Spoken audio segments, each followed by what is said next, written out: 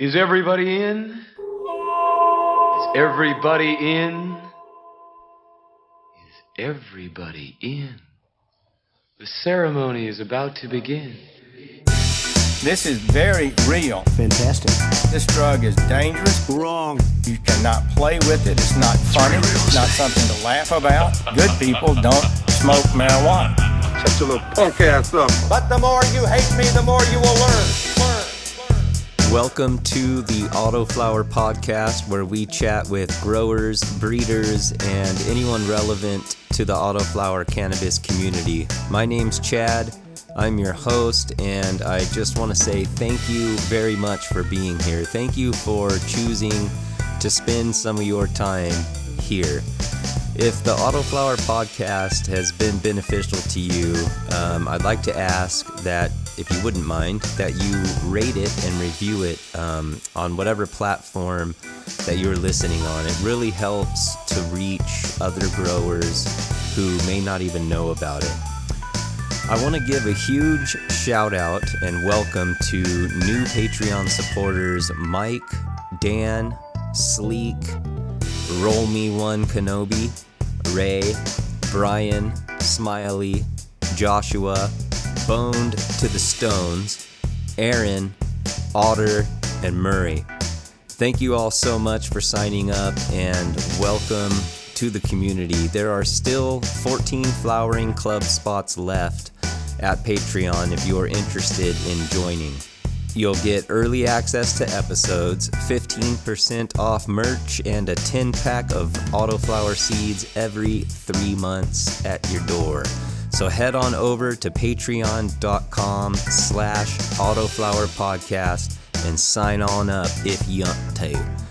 I did a giveaway post on Instagram last week to celebrate reaching 4,000 followers. Giving away a large podcast shirt, some stickers, a pH chart, and a 5-pack of seeds. I said I'd announce the winner on this week's episode, so congratulations to Stay Medicated PA. You are the winner, my friend. I will be in touch with you via Instagram to get the shipping details. Thank you everyone for entering, and if we reach 5,000 followers, I'll do a much larger giveaway. So be sure to tell all your hood rat friends to follow the Autoflower podcast on Instagram so we can do a 5,000 follower giveaway. How about that?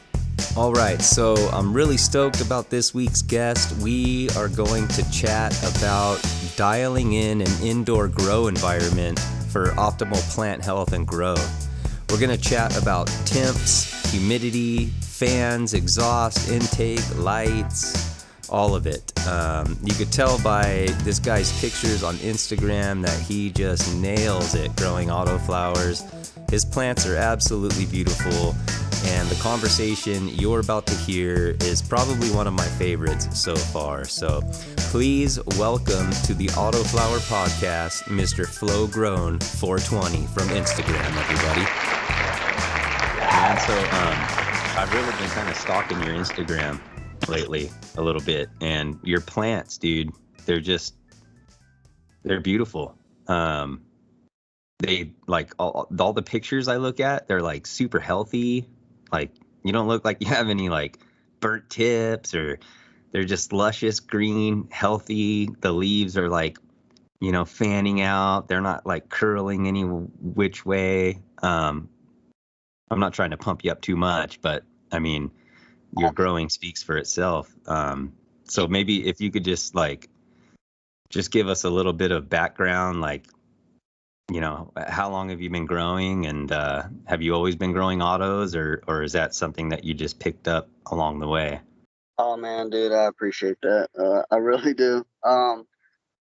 I've grown photo periods outside randomly, as a teenager, and I threw some bag seeds out 3 summers ago now, if you include this one being passed, and man, she turned out really well. So I moved it inside, and I had never even heard of autoflowers. This is 2 years and a month ago.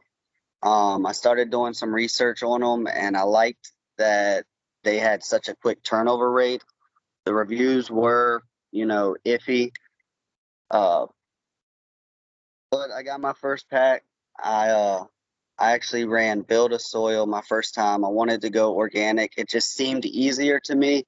I wanted to have, when I was doing all my research to get into growing, I wanted, quality top shelf bud, but at the easiest way I could, at the friendliest way to my wallet.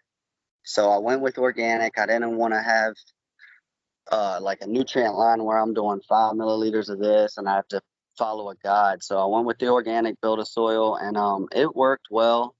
I would say that it was me being, my first grow, but I came across Nature's Living Soil, just continuing my research, and it was everything I needed in one bag just to mix into my soil. To me, it just was an easier route. The Nature's Living Soil worked.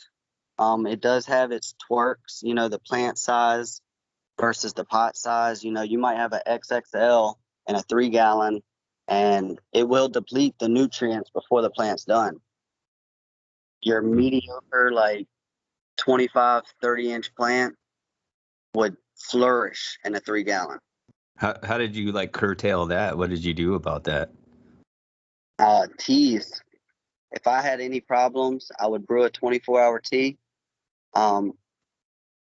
Depending on what the problem that I assessed it at as, being a new grower at the time, I would ask people, but I never took that like to heart. It was always my lead, my starting point for my research. And I'm not a fan of like forums. Some of the best research comes from the growers of the seeds we buy. And if you just go to their websites, or you can go to university studies, colleges actually grow plants and do real good research on them, and they keep awesome notes. But I realized that teas could help a problem with the organic. It just was, you had to wait a day or two to figure out the problem, and then to fix the problem, you put something into your water, or you add something top dress or a tea, and then you had to wait a few more days to see if you even fix the problem. Mm. One of the downfalls to me with growing in organics, but I've realized that sometimes less is better. When you get into having the correct nutrients, you also need the correct light, the correct temperatures, humidities. All that helps your plant. Yeah, I get what you're saying, man. Yeah, I'm glad you mentioned that, man, because like I'm learning that right now. Actually, right now, the grow that I just started is really the first time that I've actually like spent some time and some money to dial in the environment. When I first started growing, I just stuck plants in a 2-foot by 2-foot tent with an LED, and I just grew them. I just had a fan blowing around in there. I grew in the summer where it would get 95 degrees inside my shop where my plants were, unless I was out here working with the AC. And I couldn't justify running my mini split just to cool down a 2x2 tent. It would cost me, probably $200 a month. So I just like let it grow. But, the buds were fluffy and airy because it was so hot, and my humidity was super low because it's really dry where I live. So I ran into lots of problems, But now, every time I dial in a little more, every time I pay more attention to the temperature, every time I get that in line, and then I purchased a humidifier so I can add humidity. And each time I add something like that, it seems like the grow just gets that much better. So what do you think, like, as far as environment? It seems like that environment is so vitally important. I mean, most of the best cannabis comes out of, states that have the best summer environments. If we can match up that, I get it that most of the autoflower growers, we're growing hybrids, but there is a middle to all those plant strains that they will thrive at. Whether you're doing one strain and you can find that perfect, some plants like a little hotter and some like a little cooler, but if you can find that perfect median, you can run multiple types of strains, all same strain, it wouldn't matter. But to me, I think monitoring your atmosphere that you create inside your tent is one of my main things. Whether it's I have wind blowing on the plants to, I don't just do it for PM or powdery mildew. It also strengthens my colas, so I don't have to use yo-yos in the future. You see people with one fan in their tent, and it's doing what it's supposed to be doing with the moving air, helping prevent powdery mildew. But I want to go a little intense. I don't want to beat my plants up, but you can get stronger cola stems just by, shaking the plant a little bit more than what you would off of one plant or one fan. Right. I just want to cut in there really quick, dude. I'm sorry to interrupt you, but there was a study, it was a long time ago, but they were growing trees in like a biodome, like inside, like a glass or I don't know, some type of greenhouse, something. And the trees, they got them to grow so big and so fast and all these different things. But when they got mature, they would actually fall over and begin to fall over and uproot and mess up the ground. And you can Google like this study that they did, and they found it was because there was no wind. So once they added wind, or I don't know if they added wind, but they figured out it was because there was no wind. And when they compared it with the trees outside, the wind that constantly blew on them strengthened them so that they don't fall over. I just wanted to chime in and throw that in really quick. No, I mean, that's super interesting. That sounds like it didn't just, without the wind, it didn't just weaken the tree, it weakened the root system, as if the roots didn't feel like they needed to go as deep to hold with the tree. Yeah, that could be. Looked at it like that, but that's pretty interesting. I never knew that. Yeah. So what do you do to dial in your environment? Like, what are the list of things that you do? And then maybe we'll kind of go one by one on that list. Man, I use a lot of devices that I almost can't not use anymore. Starting with the main one that I think of when I think about it, my humidity in my tent is my humidity controller. It's Wi-Fi, so I just download the app. We'll jump around. All right, so I got the humidity controller, got the pulse grow for the VPD. It helps. I don't use it as much as I should. I use my phone for a par reading. I don't actually 100%, vouch for it, but it does give me a somewhat setting point. But I play with my lights, distance as I grow when I get new lights, and I find those sweet spots, and I don't use nothing else. Mm-hmm. What do you have, like an app or something? Yeah, it's a PPFD app. Oh, cool. It basically takes the lumens and then converts them into a par reading. But it's like I said, I wouldn't probably not super accurate. I wouldn't set your plants precisely off that app. A lot of times I like to do what the light provider, if you're using one light or multiple lights, but they're all the same style light, I'll use the manufacturer's recommendations on height. I start at the high side. And then I have a window unit for my cool air intake. That is a godsend to have a window sitting right beside the tent. You mean like the window in your room? Yeah, there's a window, just a window unit, AC unit that I put there. So I my normal housing HVAC system, and that runs, for me, but the window unit sits right there, and I have my 6-inch duct kind of right in front of it, just pulling the air right off of it. And on top of it, it just has a carbon fiber sheet. It's just you buy like rolls of it, and you just cut it to size, and it just helps with no bugs or dust going into my, intake air, my tent. Mm-hmm. I do use the AC Infinity monitor for the exhaust. I don't run it on the automatic, but I do have the monitor set on the outside of the tent, so whenever I look over at the tent, I can see it. So you've got, excuse me. So you've got, so you're monitoring and adjusting your humidity. Does your humidity typically run low or high?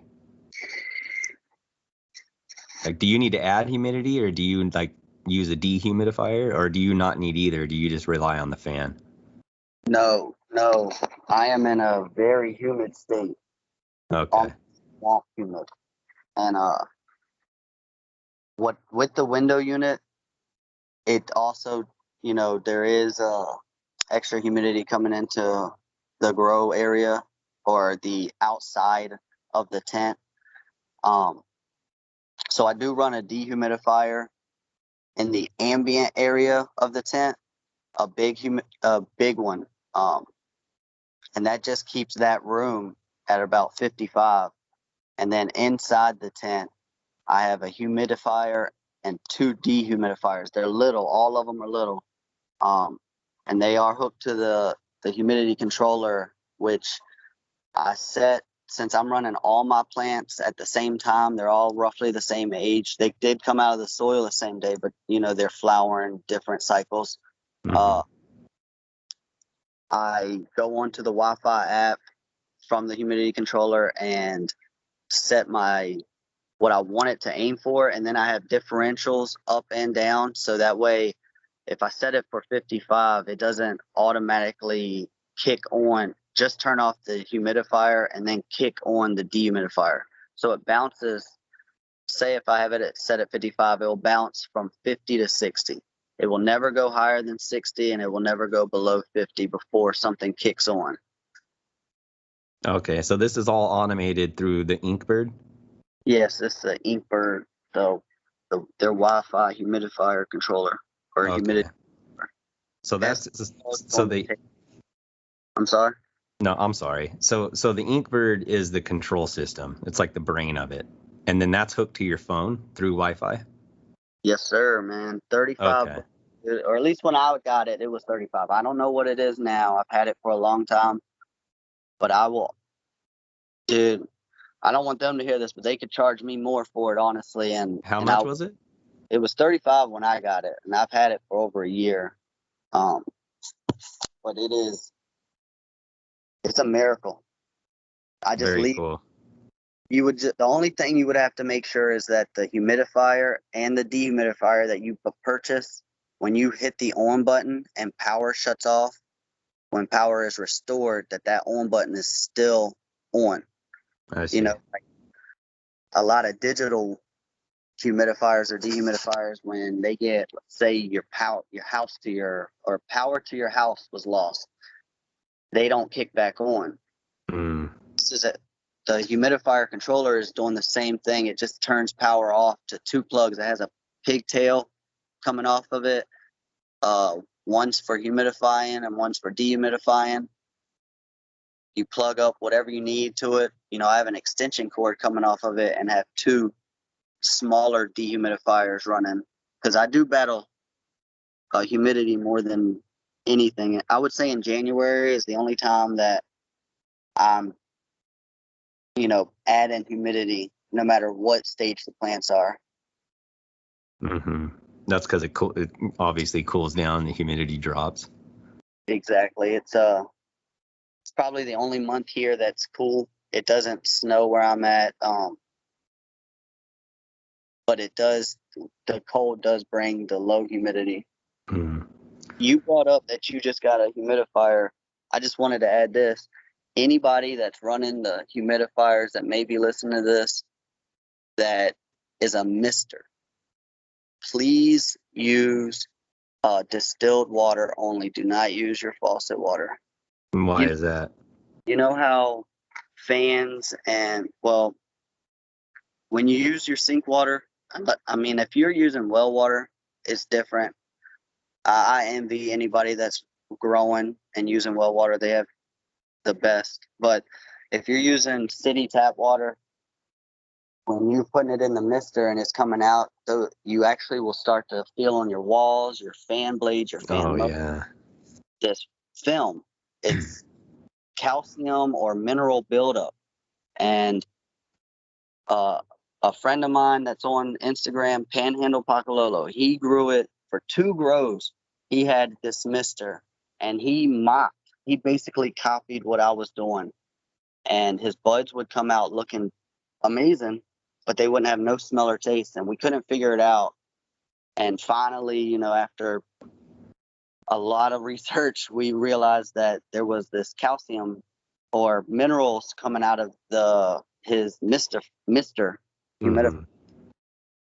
And as soon as we eliminated that, he went to distilled. He was now paranoid, so we both, or I run and he runs now, the vaporless humidifiers. They're a little bit more expensive, but I like them because when you run them, they cool the tent off instead of being like warm mist. It's actually just a fan blowing over like a wick. I guess you could. It wicks the water up, fan blows right over that, and it just puts vapor into the air without you seeing it. Oh, that's interesting. Yeah, because I run a humidifier with tap water, and after my last grow, you're right, it cakes up. I had to wipe. I mean, I wipe it down anyways, but I had to wipe down like my light and the outside of like my fans and stuff like that. You know what I mean? And it's obvious that there's like a bunch of buildup. And I thought that too. I was like, that buildup's got to be going all over the plant as well, if it's all over everything else, obviously, you know. So let's talk about humidity then, since we're on the subject of humidity. So ideally, you keep your humidity between 50 to 60%, and that's throughout the whole grow? Nah, 40 to 60 is my parameters for the entire grow. But seedling stage, you know, I'm aiming, you know, I do the domes over my seedlings for the first 3 days, and as soon as they come out, you know, 60, 65 is what I aim for. And every week it goes down, but once they hit about the beginning of week 4, so day 22, something like that, out of the soil, I'll just put it at 55, and it will just stay at 55 until, not the bush head stage of flower, but once I'm actually getting buds to form, I'll bring it down to 50, 47, 45, somewhere around there, depending on basically how far along the plants are. But I never really go below 45 because my differential will bring it down to 40 when it's running the dehumidifier, turn off the dehumidifier, and if there's humidity coming in from the ambient side of the tent through the intake, as it slowly builds up, once it hits 50, the dehumidifier will kick back on and bring it back down to 40. So that's basically the 3 cycles of humidity I run.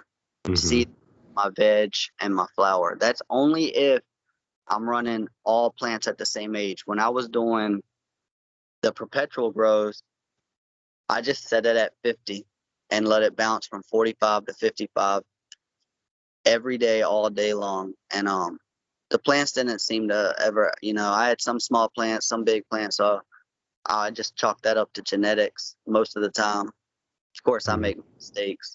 I make a lot of mistakes, but we learn from our mistakes. Yeah, don't we all?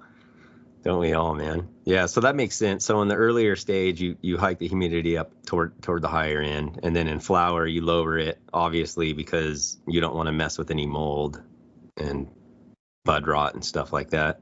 I was just talking to a grower the other day, and he said that he had bud rot on the tip, and I just assumed it was outdoors because he's in the same state as me, and it's just this growing here outdoors is tough.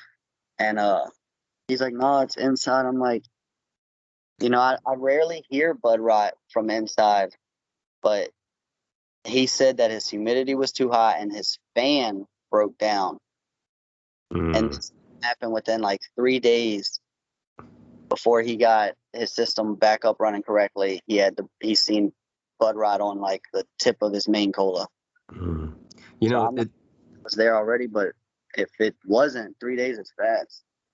Yeah, I think it's important too to just make the note that if you're at 50% humidity and you're in flower and you're, like late in flower, if your temperature hikes up, even if your humidity stays the same, it might hike up a little bit too because of the temperature.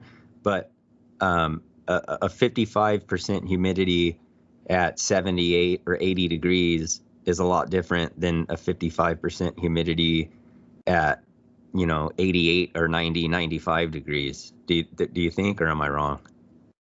Like it affects the VPD and all that stuff differently, and it could cause that heat with the humidity can start to cause bud rot and mold, right? I completely agree with you. When you hear people say they have dry heat in their state or they're in a humid state, it's the same thing. 100 degrees in my state feels different than 100 degrees in Las Vegas. It's still 100 in both, but the humidity changes the feel. I'm not saying one is better than the other, but you're going to sweat more in one versus the other. You're going to feel different. And I definitely believe that if your humidity stays the same, but your temperature changes, it's going to do the same effect. Yeah. So let's talk about temperature then. What temperature ranges are you typically staying within? So the top of my canopy is reading 78 right now. Every grow, I like the canopy to be around no hotter than 81. 79 for the canopy is like my prime, what I look for. And around the pots, I like it to be 77 on the floor. My pots are a little raised. Some of them are actually raised a half a foot, but around the pot zone, I like 77, 79 at the canopy, if possible. I read a long time ago that roots can grow the best at 77, so I've always aimed for it, and I've never saw any reason not to believe what I read. Interesting. So you pretty much stay that temperature through the whole grow? Yeah, so my nighttime grow, since I pull off air straight off the air conditioner, the window unit, it does get down to 68 to 70. Not purposely, it's just that's what it gets down to, and I've never had a problem with it. In Colorado in flower season, it gets really cool at night, so I don't see 68 being a problem. I don't ever cool my plants down to full colors or anything like that.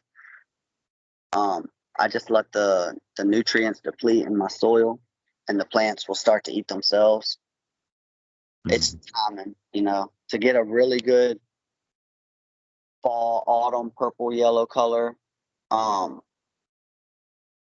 It's common to pull the fade perfectly. It's tough. It really is tough. It's a lot of playing around with plants.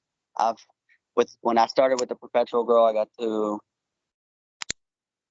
grow a lot of strains, and I just experimented over time with everything: light distance, my humidity, my temperature. I'd like to talk about light distance too before we get off here at some point.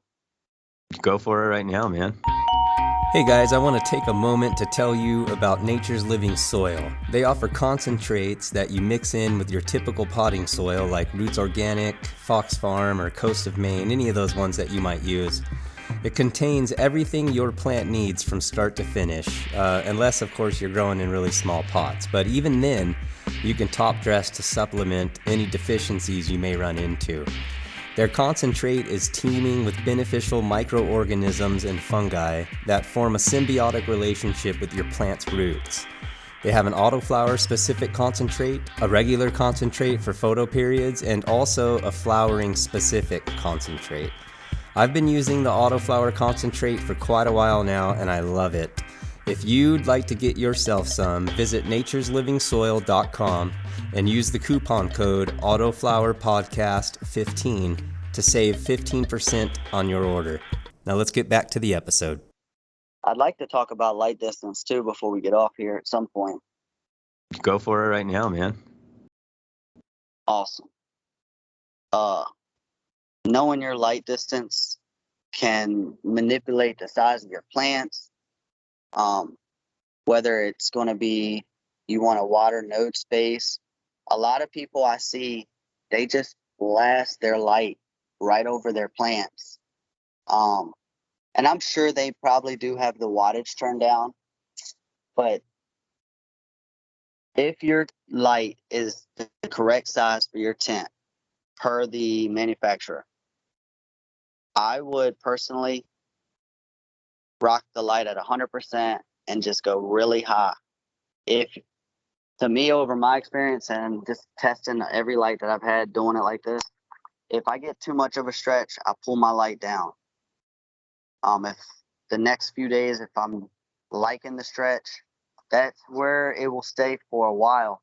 I'll try to have the plant catch up to the light or grow to the light without having a linky look, or I don't want super far node spacings. And it's only in veg that I'm doing this. Once in flower, that's when I start lowering my light, where it looks like I'm beaming light onto them. I never go below 15 inches from the canopy.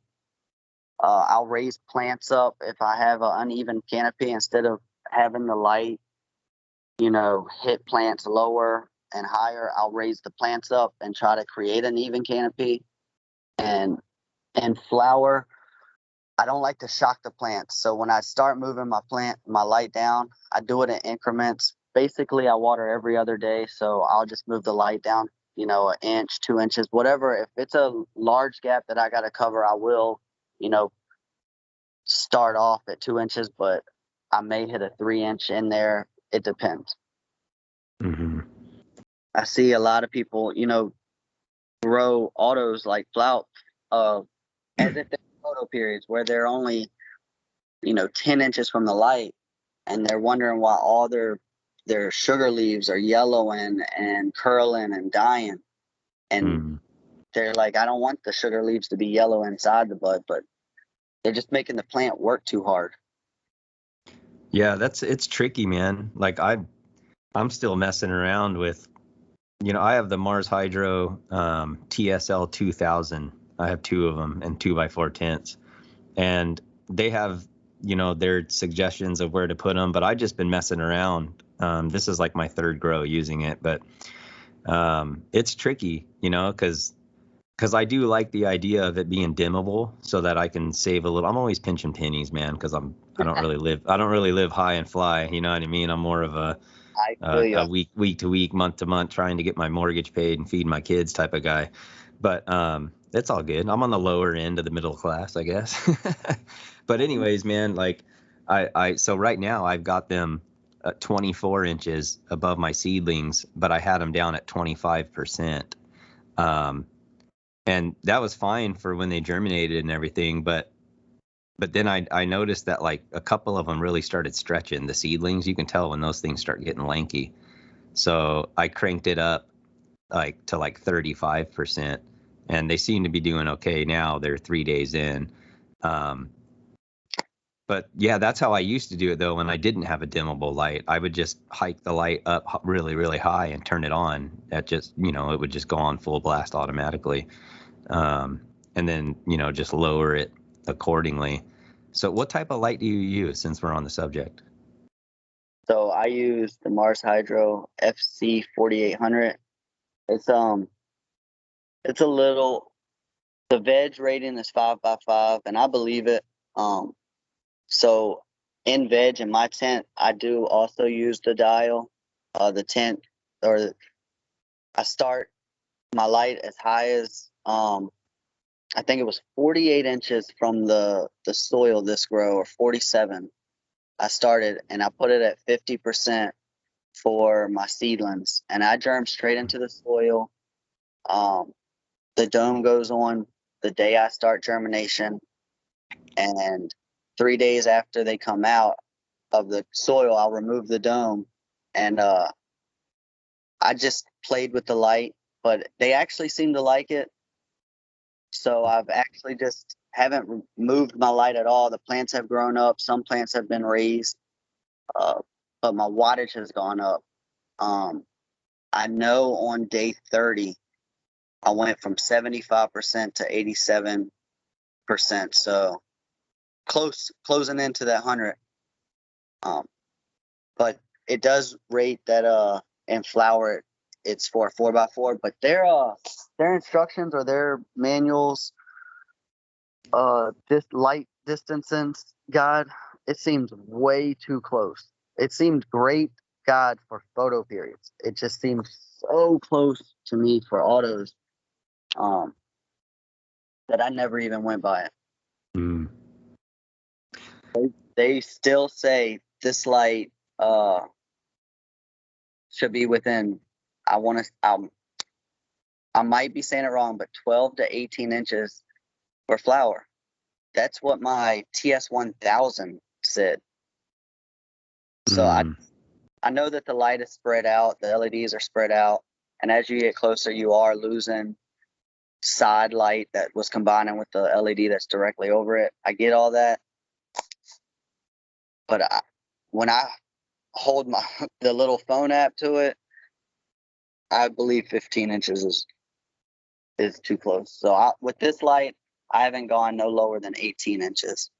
Yeah, you got to be careful, man. I've burnt some plants, man. I've come in, like, I've lowered my light too much, and then come in like 2 days, about within like 2 days, the tips of the leaves will like curl upward, and they'd be like they taco. The leaves would look like a taco, you know? It could damage them pretty quick, man, if you got that thing too close. I like your idea of, you know, starting off farther and working your way closer and doing it in small increments so that you don't shock your plants or damage the leaves. Yeah, it's the shocking part. It definitely can shock your plants if you were to just keep the light at the same wattage and you just bring it down 6 inches instantaneously. I also like to move my light in the middle of it's daytime, you know, not our middle of our day, but my lights go out from 1 a.m. to 4 a.m. in the morning. So somewhere around, 4 or 5 o'clock in the afternoon at my time, which is their middle day. You get what I'm saying? I like to bring the light. That way they're getting a half a day, kind of like a tester, just a tease. They're not just getting bombarded with waking up and the light being lowered. Because I know a lot of people do work in their tents when the lights are off. I personally never open my tent. I don't take pictures, film, nothing. I've had headlights from outdoor photo periods, headlights coming down a driveway, make the plant hermaphrodite.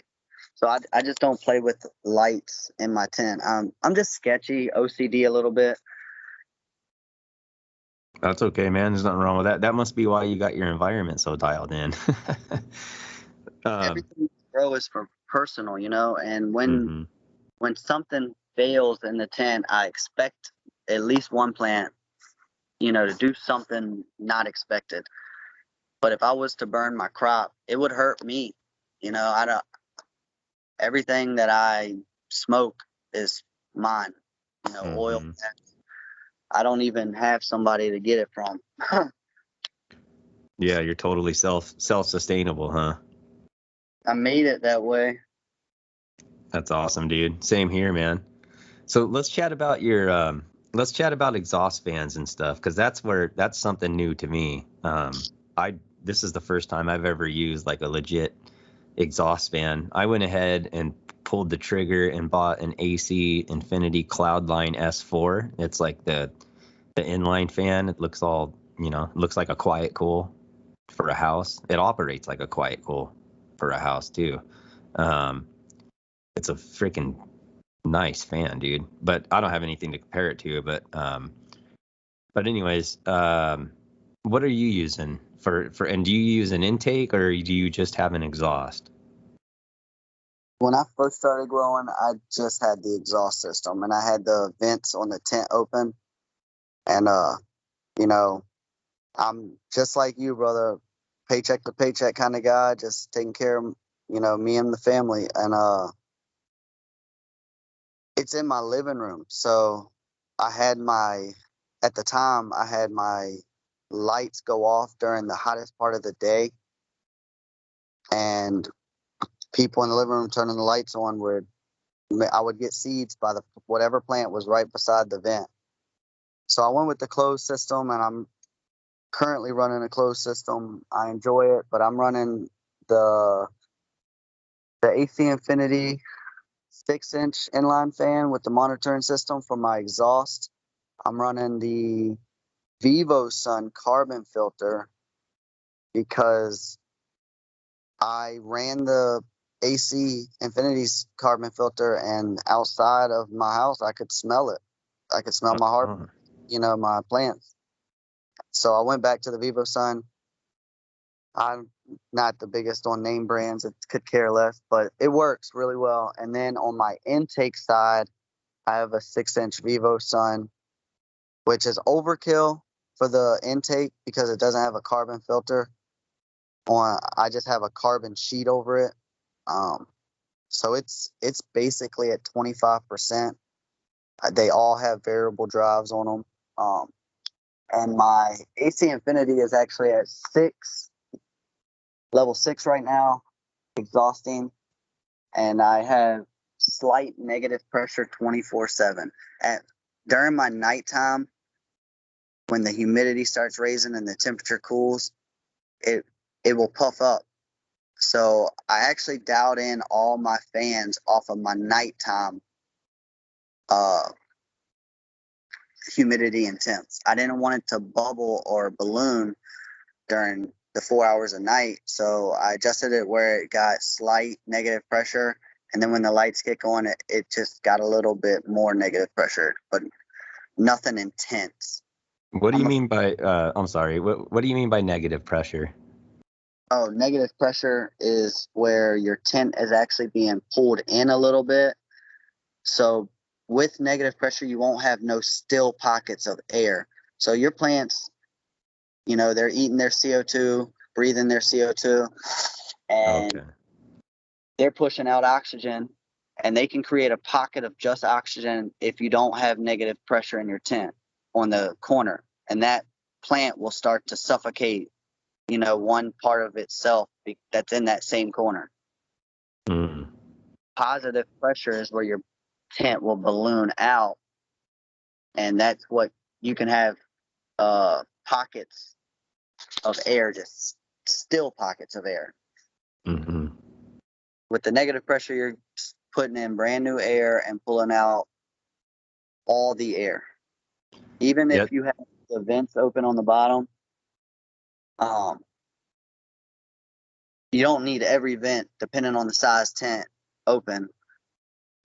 All you need is the back vent open and just pull a little bit of negative pressure, and you shouldn't have no dry pockets in that tent. Now, on your longer 2x4s, I personally would do the 2 side vents and hang the carbon filter right dead center. That way you get that even airflow from both bottom vents, that if I was running the vents. Okay, yeah. Well, that happens to be what I'm doing right now. Actually, I have them all 3 open, but I wonder if I shut the back one, if I would create a little more negative pressure.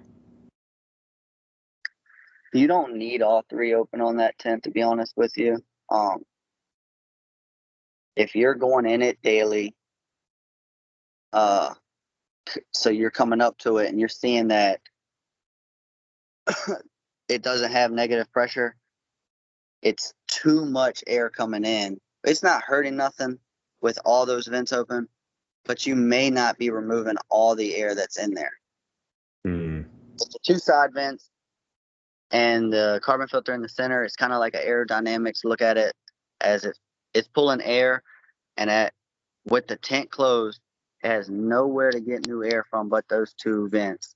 It will actually bring the air horizontally in, and then as it rushes in, it vertically starts spiraling upwards as the two side pocket air collide. You get what I'm saying? Yeah, I do. Yeah, it's a lot like my house fan. I have a quiet cool in my attic. And so what that is like when it cools down at night here, like I'm in Southern California. So it's like yesterday it was over 100 degrees. But like at night when it gets down to like the 80s, I can shut my AC off. And as long as I crack a window, well, I have to crack a couple, and then I turn my quiet cool on that's in my attic. It's set up exactly. It's like a giant grow tent, dude. It's funny. I'm just realizing it now, but because it looks exactly like one of those AC Infinity Cloudline series, it looks like that. It's just, the size of a small jet engine almost, up in my attic. You turn that thing on, and if I just crack like one window and I turn that thing on, it's like if I stand in front of that window, dude, I mean, like if I had long hair, like it would blow my hair back. It's like an intense breeze.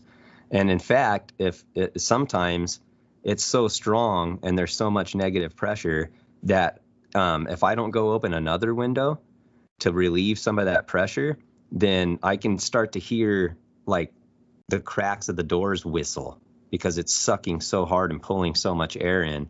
And so I have to open up a couple more windows. But then again, if I open my windows too much, if I go open every window in the house and I open them all the way, it's almost like it's not bringing any air in at all.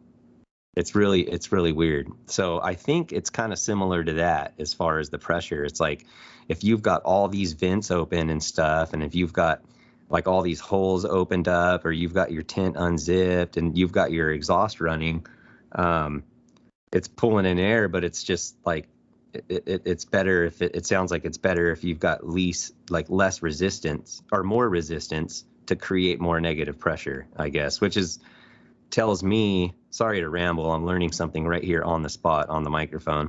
So which tells me that like if I don't want, let's say it's cold and I don't want my exhaust fan on super high, then maybe I should consider shutting more vents. Is that how it works? Am I right here, or am I crazy? Say that one more time. So like let's say like right now I got all three vents open, but it's hot and I got my exhaust fan turned up pretty good. But let's say when it gets cold and it's 75 degrees in here, 70 degrees in here, even 65, and I've got my tent all closed up and the lights and everything, and it's heated up in there. But let's say I still keep my fan on full blast. It's going to be sucking so much cool air through that it's going to cool my tent down too much, as opposed to if I was to keep the fan at a lower speed and just shut some of the vents. Yeah, so I don't want to say this wrong and be wrong, but I think you want to move, I believe this is correct. You want to move every cubic foot of air out of the tent and replace it with new air every 60 seconds. That's right. I forgot about that aspect. There's all these counter aspects. All these things come together, don't they? But that's not a lot. That's not a lot of pressure. It doesn't take these, like your 4-inch fan and I'm assuming it's a 2x4 by 6 foot tall. Yeah. If just 2 times 4 is 8, 8 times 6 is 48. So you got 48 cubic feet. You're running a 4-inch fan. AC Infinity, I'm assuming it's like 200 cubic feet per minute. Yeah. I think it's like 280 or something. I could be wrong though, but yeah. Cubic feet per minute, and you only need to siphon out 48 foot. So you take 100 cubic feet off because you got a carbon filter on it. If you got any bends or anything or a long hose work, you take off something for that. But if you're running anything under 25 foot of hose and you got less than 3 bends, I would say take off another 25 cubic feet. So now your fan's running at 182, so that's 155 at 100%. In your tent, it can move that much. So at 50%, you would say the fan's running 75. So you're only looking for 48 cubic feet. I mean, this is good to hear, man. There's math involved and stuff. This is great. I think your fan could easily remove all the air and bring new air in with 2 vents open at a setting of 3 or 4. You know, Yeah. I'm in a 4x4 and mine's on 6. It could be on 5, but my intake fan is a 6-inch and I can't, it even all the way on low, it balloons the tent. So I'm only running at 6 because I bought too big of a fan. My intake fan should have only been a 4-inch. Okay. Yeah. So let's chat a little bit about, because you had mentioned like bringing the importance of bringing air in, because I forgot about that. So it's like, you know, if I end up, I'm trying to think all these different things, but like like your humidity and your temperature at all, like everything like combines together and matters. So if I'm running my fan at a super low speed because it's cold outside the tent, then I might not, I mean, for me, it might be okay because of my setup, but if I'm in a 4x4 tent and I've got that fan, then that's a whole nother story. You know what I mean? But anyway, sorry, I'm rambling again. What I'm trying to say is the importance of, you know, you're mentioning bringing in fresh air. And I never really like grasped onto that before. But now I'm starting to grasp onto this idea of like plants need, like if we're stuck in a room with stale air, we're converting oxygen into CO2, but the plants are opposite, you know? So it's like if you've got them in a tent and you have no fresh air coming in, and then you're depleting your plants of CO2. But at the same time, it's like then there's this idea of, well, let's add you know, like a CO2 emitter or canister, like a T&B Naturals or a exhale bag. But I was wondering if we could touch on that a little bit, because if I'm honest, like I shook up and put a T&B Naturals canister in my tent that was given to me from Jesse from the Autoflower show. But I was sitting there thinking, like, what's the point of me releasing all this CO2 or whatever, not all of it, but whatever little bit it's releasing, if my exhaust is just sucking it right back out and spitting it out outside of the tent? What are your thoughts on that? Dude, I've been thinking a lot about it. So I actually just got a CO2 monitor. It will be in the mail tomorrow. I'm so curious about this that I'm just going to do my own study on it. The monitor is going to, I understand that CO2 is heavier than air and it falls. But with negative pressure, when we're just talking about how much cubic feet of air we're moving out of the tent per second, or per minute, I'm sorry. I said per second the first time too, I'm sorry. Per minute, that CO2 has to be getting pulled out. So I will be checking on this with this monitor, and I'll touch back with you. Maybe you can slide it in a future radio show. But I don't know, man. I don't know if the CO2 is doing much. You know, Mr. Autogrow from Instagram, he has the pulse grow that the pulse monitor that actually reads his CO2, and he said that, you know, the first 2 days of the TMB, it spiked it up to like 1100, and he said every day after that it was almost like he wasn't running any CO. It was almost like it was fixed at what it was with no CO2. I think he said his normal CO2 reading was 600, and the last 9 to 10 days he had the canister in there, it only read at 800, Hmm. which is a little bit better, but it's not what they project. But I'm not saying TMB or these bags or anything are projecting something wrong. They could be doing studies in a closed environment, and this canister does spit out, upwards of 1,200 parts per million into the air, Mm-hmm. Yeah, I know that CO2 is heavier than air, and it supposedly falls and stuff like that. Like I get that. But an airplane is heavier than air too. But if you get enough flow going under those wings, there's this thing called lift, and it lifts the plane into the air. So you got to think too, like CO2 coming out, like it might be heavier than the air if your tent was like standing still. But if you got fans blowing, you got exhaust and intake, that air is moving around, and it's probably going to blow some of that CO2 around. But then that's my wonder is if it's just getting sucked out of the tent. So that's really interesting, man. Yeah, I could see using like CO2 if you're in a sealed environment and like you're not using exhaust, like you're not able, kind of like I used to, like I used to grow in a 2x2 tent with no exhaust and no intake, and I did run into problems and stuff often, but whether that was because I was a beginner or it could have been, being a beginner as well as, not bringing in fresh CO2 and stuff. But if you're in a sealed environment, maybe using CO2 is beneficial because you're giving it's like putting somebody who's low on oxygen on an oxygen tank. A plant needs CO2 and disperses oxygen. So I don't know. Yeah, I'm really interested to see how that works out. We'll definitely have to do another episode about that. That's just something that I'm just starting to dig into recently. But yeah, it's interesting, man. So do you run CO2 in your tent right now regardless? Yes, I do. Yeah. I run 2XL bags 24/7, and I'm currently in a grow off with some Instagrammers, so I'm getting beat by somebody that I taught how to grow. I threw in some TMB in there, just hoping that it will boost something up. But I agree with you, dude.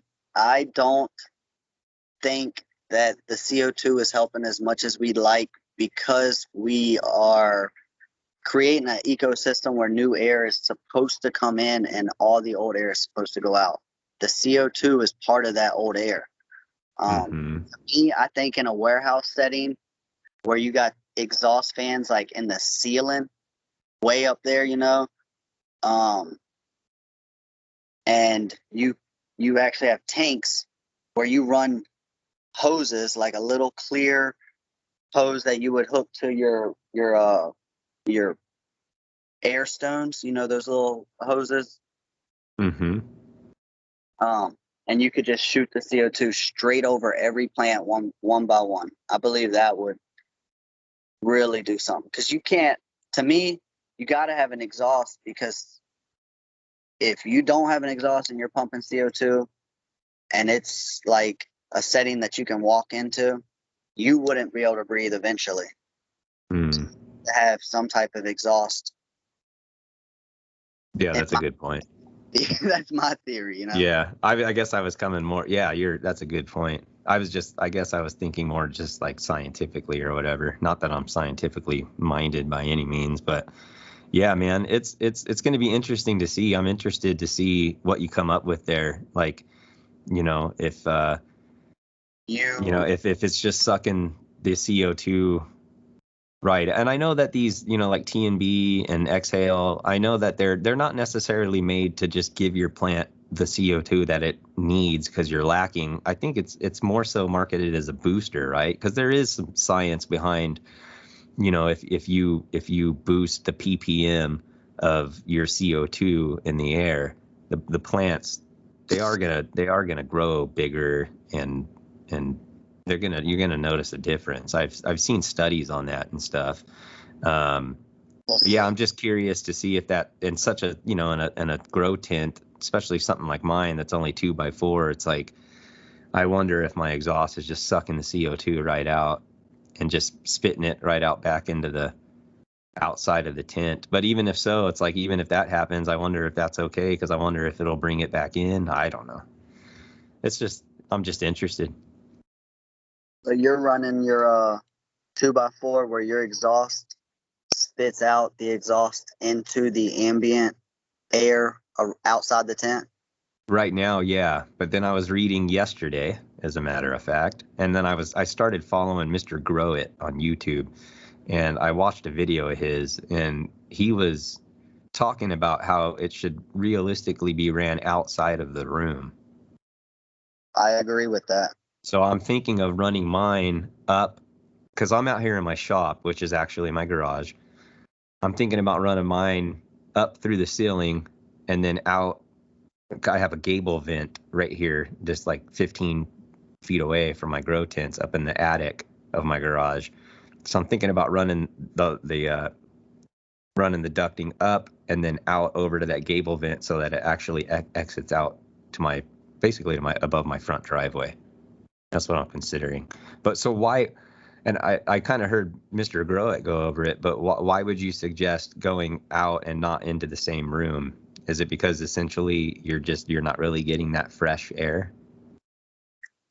So the first few days, your plants will continue to get the fresh air that they need.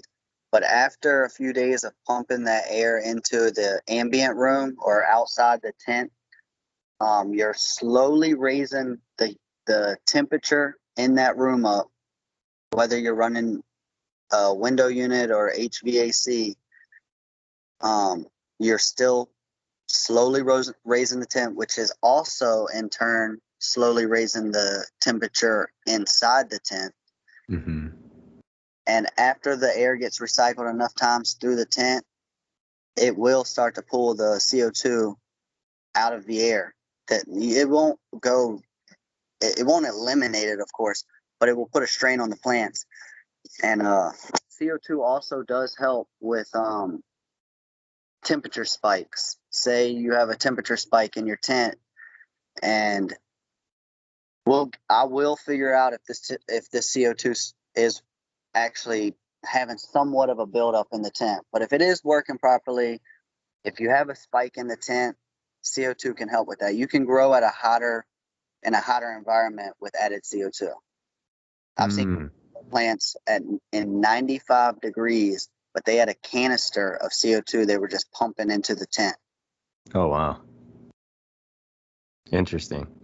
Yeah, see, it's all about that just that fine balance of everything, just dialing everything in. It sounds like you've really got it dialed in, man.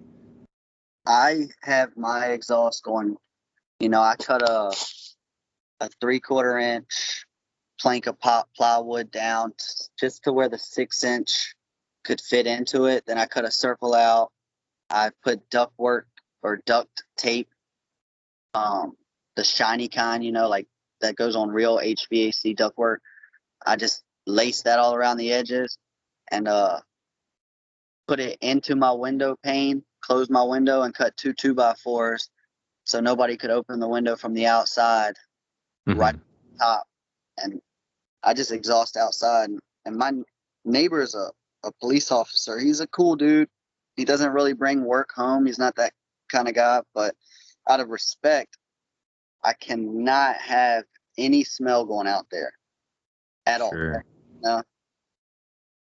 Yeah, dang, that's crazy. So you're really relying on that carbon filter. That's why I brought up the whole AC Infinity carbon filter. I'm not knocking them. I really enjoy their fan. It's so. Mm-hmm. I mean, it is my oscillating fans are louder than my 6-inch AC Infinity fan. But the carbon filter, it just.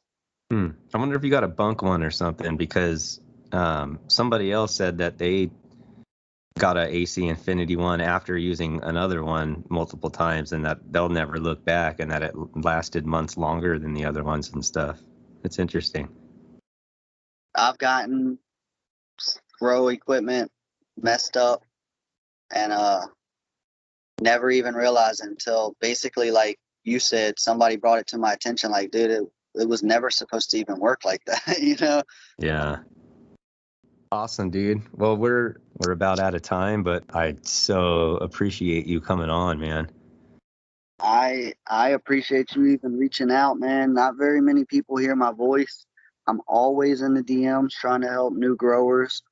You know, I see them a year later. Perpetual grow, dude. I remember when that kid was growing in a box. Now look at him. So any new growers out there, please hit me up in the DMs.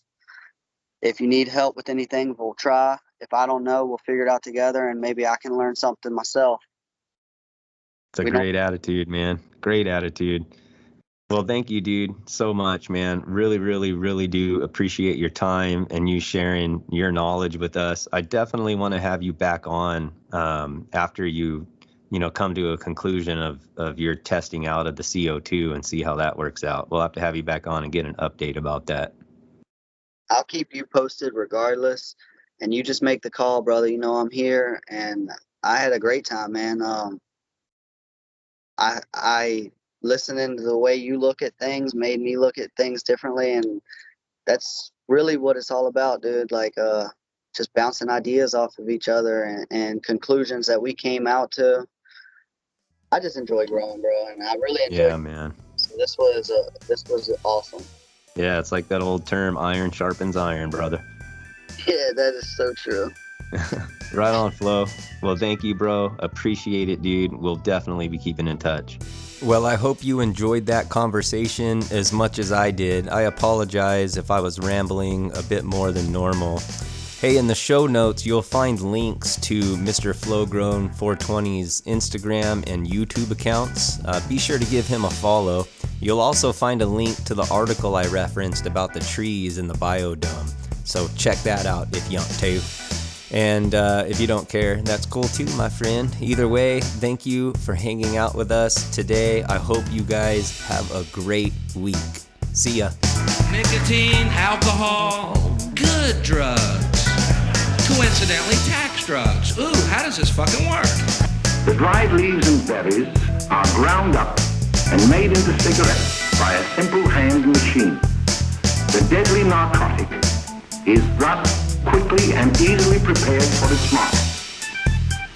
The sale of marijuana is even more difficult to detect and halt than the traffic in drugs such as opium, morphine, and heroin.